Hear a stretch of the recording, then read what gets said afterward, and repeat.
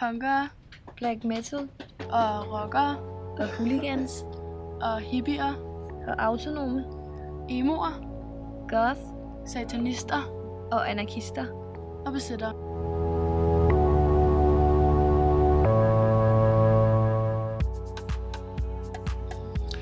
Jeg hedder Ras Bolding.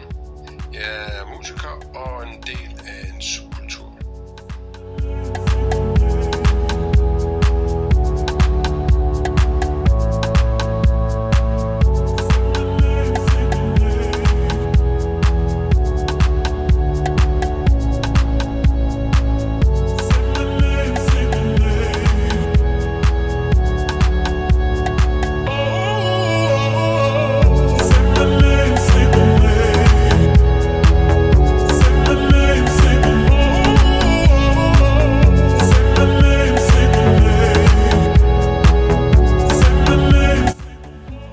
Jeg har efterhånden haft kontakt med en del subkultur gennem årene, som jeg vel sagtens også har taget del i.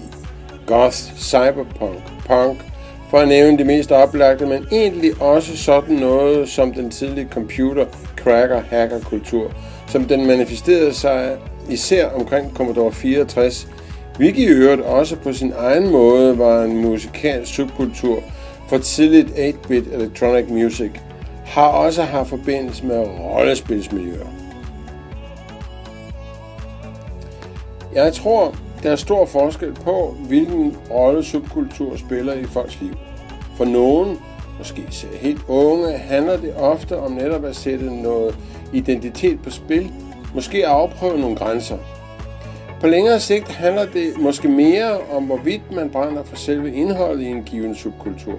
Med andre ord, tiltrækkes man af en subkultur i et forsøg på at finde en identitet, eller er man en del af en subkultur, fordi det er ens identitet?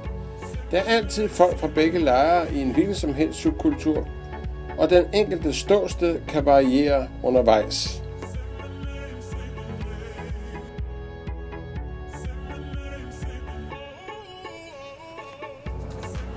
Det er først og fremmest af personlige årsager, at jeg vælger at gå ind i en subkultur. Som musiker har det altid for mit vedkommende først og fremmest været musikken, der har været det væsentligste bindeled. Samtidig er der et håb om at kunne skabe en tålelig tilværelse, når nu man for eksempel ikke føler sig helt på bølgelængde med hvad den såkaldte normalitet har at byde på, eller måske i virkeligheden helst ikke vil tro på normalitet. Jeg ved ikke, om jeg kunne forestille mig at forlade min subkultur. For så kommer man hurtigt ud i en diskussion om, hvor noget begynder og hvor noget slutter. Og det kan være svært at trække grænsen.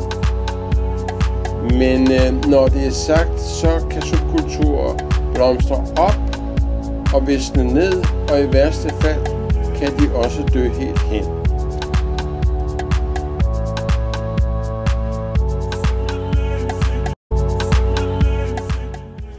Hvad gør det at være autonom ved din identitet? It separates me from the rest of society, which my identity tells me that my identity is not completely correct or socially accepted.